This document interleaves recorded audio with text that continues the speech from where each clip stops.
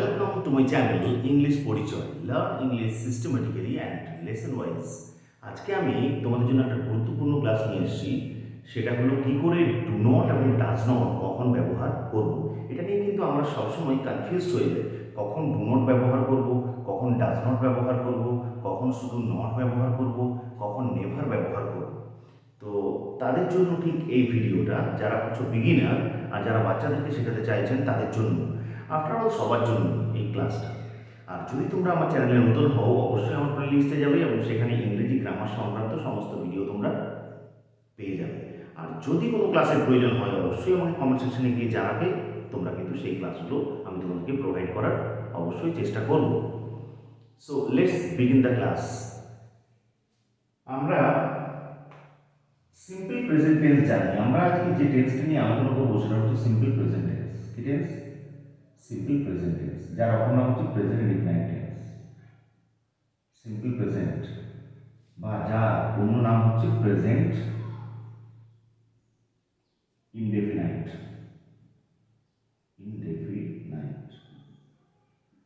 Tense নিয়ে আমি অনেক ভিডিও তৈরি করেছি। টেন্সে কি করে ছকের মাধ্যমে বা সূত্রের মাধ্যমে টেন্স তৈরি করতে হয়, বাক্য তৈরি করতে হয়, সেগুলো কিন্তু তোমরা আমার প্লেলিস্টে গিয়ে দেখে নিতে পারো।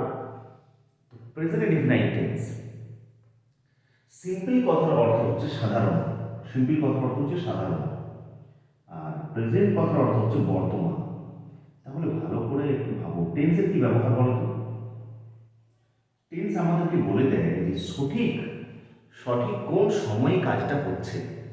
তাহলে ধরো বাংলা থেকে ইংরেজিতে আমরা অনুবাদ করব, ওকে? তাহলে কি করে সেন্টেন্স স্ট্রাকচারটা তৈরি করবো সেটা আমাদেরকে বলে দেয় টেন্স। মানে ধরো আমরা একটা বাংলা থেকে ইংরেজিতে অনুবাদ করব, দেখলাম যে আমি যদি বলি যে সে কাজ করে, সে কাজ করে, তাহলে সে কোন কালে করে? তোমরা বলবে সে বর্তমান কালে করে। আর বর্তমান কালে যখন কোনো কাজ সাধারণভাবে ঘটে, তখন জানি যে আমরা কোন টেন্স হয়? প্রেজেন্ট ইনডিফিনাইট টেন্স হয়। বর্তমান কালে সাধারণভাবে যদি ঘটে কাজটা। আর একটা জিনিস, যে নিত্য সত্য, চিরসত্য, নিত্য অভ্যাস, কোনো মহান ব্যক্তির বাণী ইত্যাদি ইত্যাদি, কিন্তু সবসময় কোন টেন্স হবে? Present indefinite tense. সব থেকে বেশি ব্যবহৃত টেন্স ইংরেজিতে বাক্য তৈরি করার জন্য। সব থেকে, যদি তুমি প্রেজেন্ট ইনডিফিনাইট বা সিম্পল প্রেজেন্ট আর সিম্পল পাস্ট যদি জানো, তাহলে কিন্তু তোমার ইজিলি তুমি ইংরেজিতে লিখতে পারবে আর কথা বলতে পারবে। সে কাজ করে, তখন বাক্য তৈরি করার জন্য আগে সাবজেক্টকে বসাতে হয়, কর্তাকে বসাতে হয়। বাক্যে যে কাজটি করে বা যার সম্বন্ধে বলা হয় তাকে সাবজেক্ট বলে। তারপরেই তারপরে ভার্বের প্রেজেন্ট ফর্ম, তারপরে ভার্বের কি ফর্ম হয়? Present form. তারপর ভার্বের মূল ভার্বের প্রেজেন্ট ফর্ম। আশা করছি ভার্বের present past form, past participle এগুলো তোমরা জানো বা ধারণা রয়েছে তোমাদের। মানে ডু মানে করা, তার পাস্ট টেন্স হলো ডিড, থার্ড ফর্ম হলো ডান।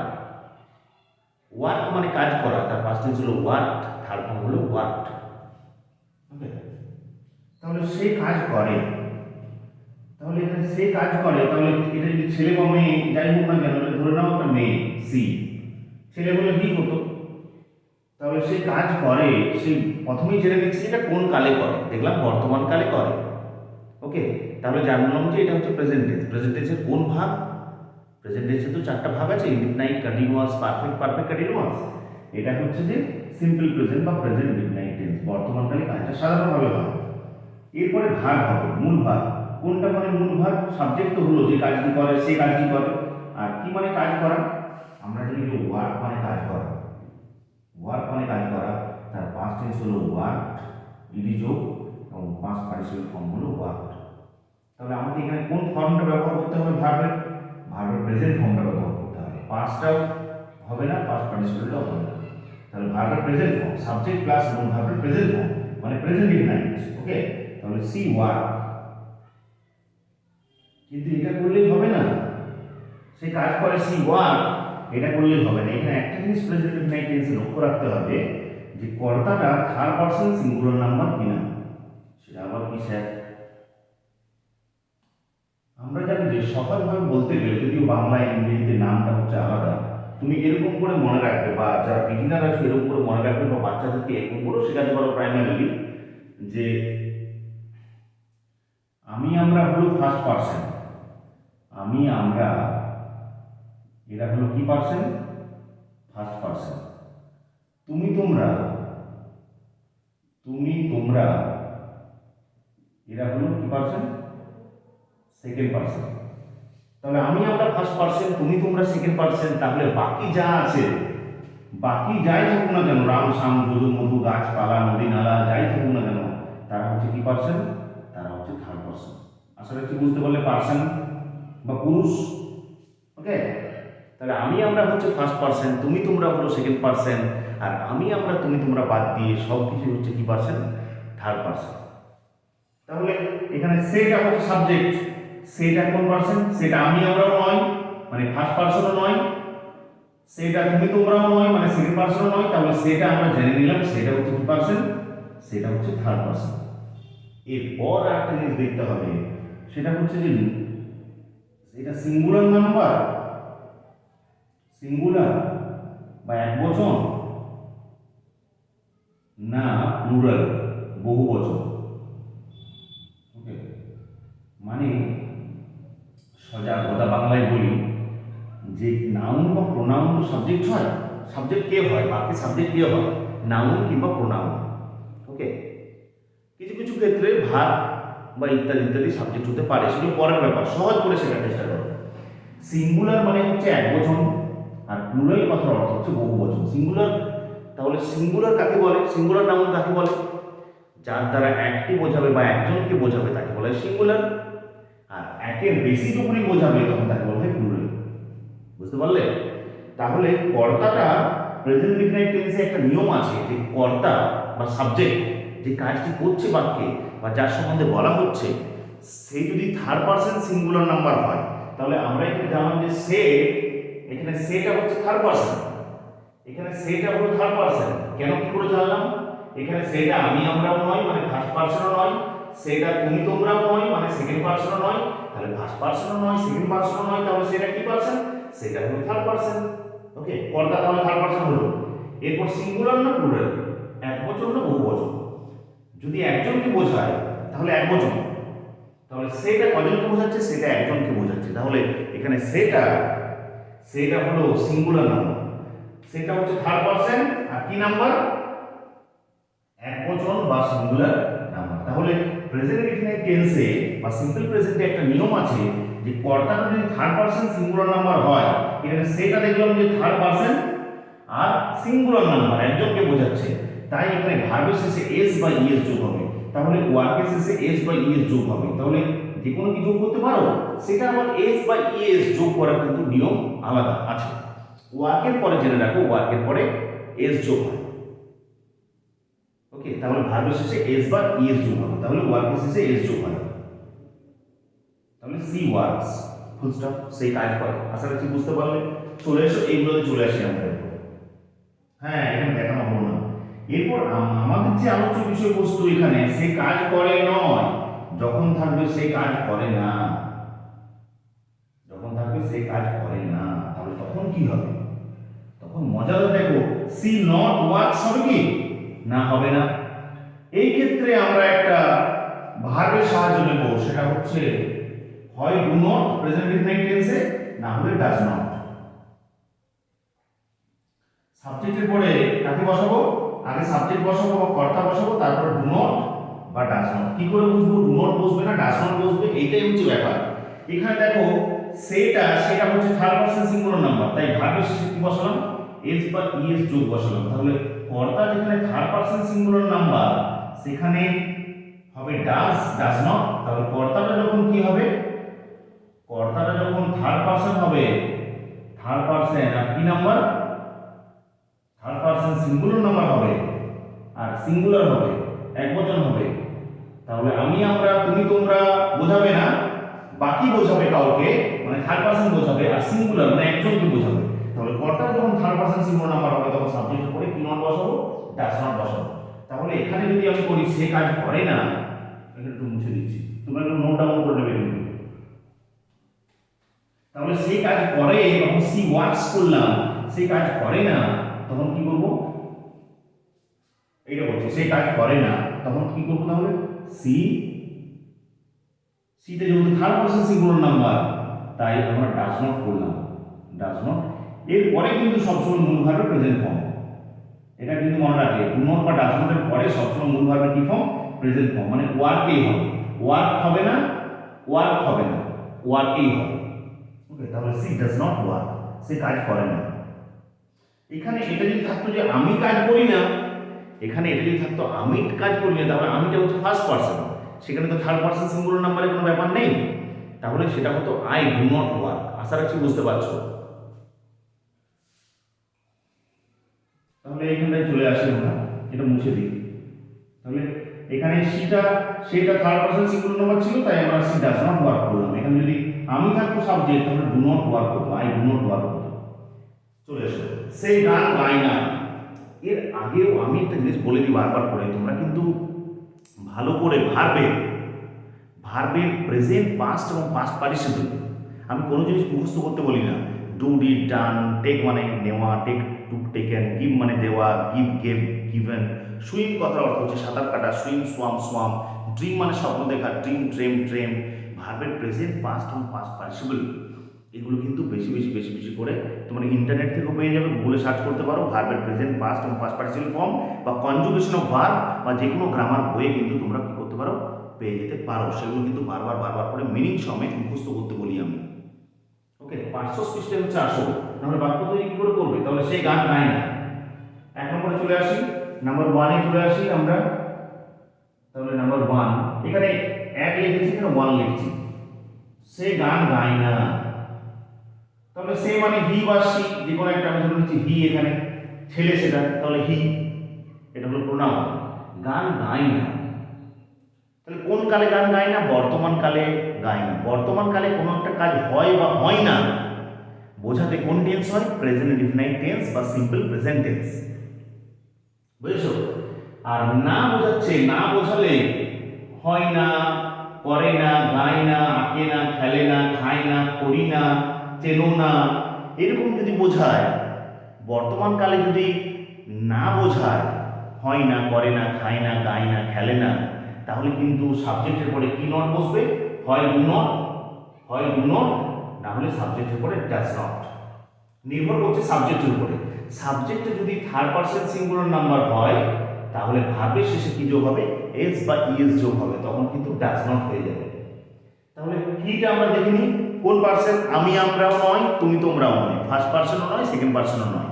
যদি বাংলায় ইংরেজিতে নামটা একটু আলাদা, ফার্স্ট পারসন কথার অর্থ হচ্ছে উত্তম পুরুষ, মধ্যম পুরুষ আর প্রথম পুরুষ। আমি সহজ করে বলার চেষ্টা করছি যে আমি আমরা হলো ফার্স্ট পারসন, তুমি তোমরা হলো সেকেন্ড পারসন, আর আমি আমরা তুমি তোমরা বাদ দিয়ে সব কিছুই হলো কি পারসন? Third person. তাহলে সেটা কি পারসন বলো তো?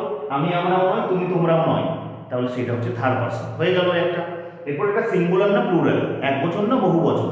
সে মানে একজনকে বোঝাচ্ছে, তাহলে থার্ড পারসন কি নাম্বার? Singular number. তাহলে কর্তা যদি থার্ড পারসন সিঙ্গুলার নাম্বার হয়, তাহলে সাবজেক্টের শেষে কি নট হবে? ডাজ নট হবে। নট বলতে হি ডাজ নট, এরপর মূল ভার্বের প্রেজেন্ট ফর্ম। কি মানে মূল ভার্ব? কোনটা মূল ভার্ব? এখানে গায় মানে গাওয়া, গাওয়াটা হচ্ছে মূল ভার্ব। গাওয়া কি মানে গান করা? He does not sing, Singh কথার অর্থ হচ্ছে গান গাওয়া। সিং, স্যাং, সাং, এখানে স্যাংও হবে না, সাংও হবে না, সিং হবে। সবসময় ডু নট বা ডাজ নট বা ডিড নট এর পরে সবসময় মূল ভার্বের প্রেজেন্ট ফর্ম হয়। তাহলে হি ডাজ নট সিং। আর একটা চলে আসে, রবি ছবি আঁকে না। নাম্বার 2 নম্বরে রবি ছবি আঁকে না। নিচে বলার চেষ্টা করো আমার সাথে সাথে। তাহলে রবি ছবি আঁকে না, তাহলে কে সাবজেক্ট এখানে? রবি। এরপরে রবি ছবি আঁকে না বর্তমান কালে করে বা করে না, তাহলে প্রেজেন্ট ইনডিফিনাইট টেন্স আমি ধরেই নিলাম এটা, বা সিম্পল প্রেজেন্ট টেন্স। তাহলে এখানে করে না বা আঁকে না বোঝাতে হয় সাবজেক্টের পরে ডু নট বসবে, না হলে ডাজ নট বসবে। কি করে বুঝবো? এই সাবজেক্টটার উপর নির্ভর করছে। রবিটা কোন পার্সন দেখে নিই আমরা। রবিটা ফার্স্ট পার্সন, আমি আমরাও নয়, ফার্স্ট পার্সনও নয়, তুমি তোমরাও নয়, সেকেন্ড পার্সনও নয়, তাহলে রবিটা হচ্ছে থার্ড পার্সন হয়ে গেল। এরপর এটা সিঙ্গুলার না প্লুরাল? রবিটা হচ্ছে একজনকে বোঝাচ্ছে, তাই থার্ড পার্সন সিঙ্গুলার নাম্বার। তাহলে কর্তা যদি থার্ড পার্সন সিঙ্গুলার নাম্বার হয়, তাহলে ভার্বের শেষে কি যোগ হবে বলো তো? এস বা ইএস যোগ হবে, তখন সেক্ষেত্রে ডাজ নট হবে। না বোঝাতে ডাজ নট হবে। তাহলে Rabi does not, Rabi does not আঁকে না, তাহলে কোনটা মূল ভাগ বলো তো? এই যে আঁকে না, আঁকাটা হচ্ছে মূল ভাগ, কাজ করা, যে শব্দের দ্বারা কাজ করা বোঝায় তাকে ভার্ব বলে। তাহলে রবি ডাজ নট ড্র, কি আঁকে না? Picture. Rabi does not draw picture. Okay, Rabi ছবি আঁকে না। আশা রাখছি বুঝতে পারলে। এখানে ড্র হচ্ছে, ড্র মানে আঁকা, তার পাশে হলো ড্রিউ, থার্ড হলো ড্রন। এখানে অনেকে করে দেয় যে রবি নট ড্রজ পিকচার, সেরকম কি হয়? শুধু নট হবে না, হয় ডু নট হবে প্রেজেন্ট ইনডেফিনাইট টেন্সে, না হলে ডাজ নট হবে, না বাচক বাক্য বোঝাতে। ছেলেগুলি মাঠে খেলে না। নাম্বার 3, ছেলেগুলি মাঠে খেলে না। তাহলে দেখো, ছেলেগুলি মাঠে খেলে না, তোমরা বলবে ছেলেগুলি কোন কালে খেলে না? তোমরা বলবে বর্তমান কালে খেলে না। তাহলে বর্তমান কালে করে বা করে না বোঝাতে আমরা একটা টেন্স ব্যবহার করি, সিম্পল প্রেজেন্ট বা প্রেজেন্ট ইনডিফিনাইট টেন্স। তখন সাবজেক্ট বসবে, তারপরে সাবজেক্টের পরে হয় ডু নট, না হলে ডাজ নট, না বাচক বাক্য বোঝাতে, করে বা করে না, করে না বোঝাতে। তাহলে নাম্বার 3 বা 3 নম্বর বলছি ছেলেগুলি মাঠে খেলে না। তাহলে কে সাবজেক্ট? ছেলেগুলি নির্দিষ্ট করে বলে দিচ্ছি, দা বয়েজ, বয়েজ, বয় নয় বয়েজ, ছেলেগুলি একের বেশি, প্লুরাল, দা বয়েজ। এরপর ডু নট হবে না ডাজ নট হবে। ওকে, দা বয়েজটা কোন পার্সন বলো তো? আমি আমরাও নয়, তুমি তোমরাও নয়, তাহলে দা বয়েজটা হচ্ছে থার্ড পার্সন। কিন্তু দা বয়েজ মানে একাধিক ছেলে, মানে এটা প্লুরাল, তাহলে থার্ড পার্সন সিঙ্গুলার নাম্বার এটা নয়। তাহলে কর্তাটা যেখানে থার্ড পার্সন সিঙ্গুলার নাম্বার নয়, সেখানে কি নট বসবে? ডু নট বসবে। তাহলে দা বয়েজ কি নট? Do not. এরপরে মূল ভার্ব কোনটা? খেলা করা। কি করা? খেলা করা। কি মানে খেলা করা? Play, does not play. কোথায় খেলা করা? In the field, in the field, in the playground বলতে পারে, ফিল্ড উচ্চারণ করে করে কিন্তু লিখতে হবে। The boys do not play in the field. আশা রাখছি বুঝতে পারলে। নেক্সট নাম্বার 4, আমি মুরগি মাংস খাই না। আমি মুরগি মাংস খাই না। তাহলে বর্তমানকালে হয় বা হয় না, করে বা করে না, খাই বা খাই না বোঝাতে প্রেজেন্ট ইনডিফিনাইট টেন্স বা সিম্পল প্রেজেন্ট টেন্স ব্যবহার করা হয়। তোমরা বুঝতে পারছো যে আমি কেন বারবার করে বলছি, কারণ প্রেজেন্ট ইনডিফিনাইট টেন্সে বাক্য তৈরি করতে অন্তত 100টা ছেলে মেয়ের মধ্যে, স্টুডেন্টের মধ্যে 70% ছেলে মেয়ের মধ্যে কিন্তু এই এস বা ইএস কখন ইউজ করতে হবে তারা কিন্তু ভুল করে। এই জন্যই আমি বারবার করে বলছি। তাহলে আমি মুরগি মাংস খাই না, নাম্বার 4। তাহলে কে সাবজেক্ট? এখানে কে কাজটা করছে? আমি কাজটা করছি, তাহলে আমি, আই। এরপরে ডু নট হবে না ডাজ নট হবে। খাই বা খাই না, করে বা করে না প্রেজেন্ট ইনডিফিনাইট টেন্স হয়ে গেল। না বাচক, না বাচক মানে হচ্ছে যে এখানে ডু নট, সাবজেক্টের উপরে ডু নট বা ডাজ নট, সেটা নির্ভর করছে ফার্স্ট পারসনের উপরে। তাহলে আই এর পরে কি নট হবে? আই এর পরে কি নট হবে? আই এর পরে হবে ডু নট। আইটা হচ্ছে আমি, আমি আমরা হচ্ছে ফার্স্ট পারসন, তাহলে এখানে কর্তাটা থার্ড পারসন সিঙ্গুলার নাম্বার নয়, তাই ভার্বের শেষে এস বা ইএস যোগ হওয়ার কোনো প্রশ্নই নেই। তাহলে আই এর পরে কি নট হয়? Do not, I do not. এরপরে মূল ভার্বের প্রেজেন্ট ফর্ম। মূল ভার্ব কোনটা? খাওয়াটা হচ্ছে মূল ভার্ব। কি মানে খাওয়া? ইট, ই এ টি। ইট মানে খাওয়া। ইট কথার অর্থ হচ্ছে সরি, ইট কথার অর্থ হচ্ছে খাওয়া, ই এ টি। আই ডু নট ইট, আমি খাই না, কি হবে? আই ডু নট ইট। আমি কি খাই না? মুরগি মাংস খাই না। তাহলে মুরগি মাংস ইংরেজিতে জানতে হবে। এই জন্য বলছি বারবার করে, বাচ্চাদেরকে যখন পড়াচ্ছেন, যখন বিগিনার কেউ শিখতে চাইছেন ইংরেজি, তখন কিন্তু তাকে নাউনের নাম পড়তে হবে, অ্যাডজেক্টিভের নাম পড়তে হবে, তাদের অর্থ জানতে হবে। ওয়ার্ড বুক পড়াটা কিন্তু মাস্ট। ওকে, এবং সেই ওয়ার্ড বুক পড়লেই হবে না, সেগুলোকে ডে টু ডে লাইফে ব্যবহার করা। এই যে এগুলো শেখাচ্ছি আমি, এগুলো হচ্ছে যে ডে টু ডে লাইফে ইউজ করতে হবে। আই ডু নট ইট, কি খাই না? কি খাই না? মুরগি মাংস। মুরগি মাংস কি বলে ইংরেজিতে? চিকেন বলে। C H I C G C H বলে চ, C K E N, C H I C K E N. I do not eat chicken, আমি মুরগি মাংস খাই না। নেক্সট নাম্বার 5 লক্ষ্য করো, আমরা ঝগড়া করি না। আমরা ঝগড়া করি না, মুছে দিচ্ছি, এটা লিখতে সুবিধা হবে আমার। আমরা ঝগড়া করি না। তাহলে এখানে সাবজেক্ট কে বলো তো? কে কাজটা করছে? আমরা কাজটা করছি। তাহলে উই, উই হচ্ছে আমরা, আমরা কাজটা করছি এখানে। আমরা ঝগড়া করি না, নাম্বার 5। তাহলে আমরা ঝগড়া করি না, তাহলে কে সাবজেক্ট? উই মানে আমরা। জানতে হবে তো নাউন ইউ মানে তুমি, উই মানে আমরা, ওকে, মি মানে আমাকে, এগুলো জানতে হবে। হিজ মানে তার, ছেলে বোঝালে, হার হচ্ছে মেয়ে বোঝালে, উই আমরা ঝগড়া করি না, তাহলে উই করি বা করি না বোঝাতে এখানে করি না বোঝাতে প্রেজেন্ট ইনডিফিনাইট টেন্স, তাই না বাচকে সাবজেক্টের পরে ডু নট কিংবা ডাজ নট বসবে। কি করে বুঝবো? সাবজেক্টটা দেখে। উইটা হচ্ছে সাবজেক্ট, উইটা হচ্ছে ফার্স্ট পারসন, তাহলে এখানে কিন্তু ডাজ নট হতে গেলে পর্দাকে থার্ড পারসন হতে হবে। ভালো করে বুঝো। তাহলে প্রথম পরীক্ষাতেই সে ফেল করছে, তাহলে উইটা হচ্ছে ফার্স্ট পারসন, তাই এখানে ডু নট বসবে। উই ডু নট, এরপরে মূল ভার্বের প্রেজেন্ট ফর্ম। কি মানে ঝগড়া করা? ফাইট মানে ঝগড়া করা, FIGHT। We do not fight বা উই ডু নট কোয়ারল হতে পারে, QUARREL, কোয়ারল মানে ঝগড়া করা, ওকে, উই ডু নট কোয়ারল। এরপর তোমাদের একটা কাজ দিচ্ছি আমি অন্য দিনের মতোই, যে 6, 7, 8, 9, 10 এগুলো তোমাদের হোম টাস্ক দিচ্ছি, এগুলো তোমরা বাড়িতে অবশ্যই করে নিয়ে আসবে। হোম টাস্ক এগুলো, এই যে তুমি আমাকে চেনো না, এটা হোম টাস্ক রইল। হোমওয়ার্ক, মিতালি রান্না করে না, এটা হোম টাস্ক রইল। সে আমাকে পছন্দ করে না, এটা হোম টাস্ক রইল। তোমরা ভালো ঘুমাও না, এটা হোম টাস্ক রইল। আর মেয়েটি নাচ করে না, এটা হোম টাস্ক রইল। এই 5টা হোম টাস্ক রইল। তোমরা এই 5টা হোম টাস্ক বাড়িতে করে আমাকে অবশ্যই কমেন্ট সেকশনে গিয়ে জানাবে, তাহলে আমি বুঝতে পারবো যে তোমরা ক্লাসটা বুঝতে পারছো কি পারোনি। তাহলে আরেকবার বলে দিচ্ছি যে সাবজেক্টের পরে যখন করে বা করে না, খাই বা খাই না, করি বা করি না, চেনো বা চেনো না, তখনই কিন্তু প্রেজেন্ট ইনডিফিনাইট টেন্স ব্যবহার হবে। আর করি না বা খাই না বোঝাতে সাবজেক্টের পরে ডু নট কিংবা ডাজ নট। ডাজ নট কখন হবে? কর্তা যখন থার্ড পারসন সিঙ্গুলার নাম্বার হবে। আবার বলে দিলাম। তাহলে অবশ্যই তোমরা কাজটা করে আমাকে কমেন্ট সেকশনে জানাবে। আর যদি ভিডিওটা ভালো লেগে থাকে তাহলে ফ্রেন্ডস এবং রিলেটিভসদের মধ্যে বেশি বেশি করে শেয়ার করবে। এবং অবশ্যই don't forget to click the notification bell to get the regular update of my video. আমার ভিডিও নোটিফিকেশনের পাশে থাকা অবশ্যই বেল আইকনটি তোমরা কি করবে? ক্লিক করতে ভুলবে না। আর যেগুলো শেখালাম সেগুলো দৈনন্দিন জীবনে ব্যবহার করার চেষ্টা করবে, লেখার কাজে এবং বলার কাজে। অসংখ্য ধন্যবাদ, ভালো থেকো, সুস্থ থেকো।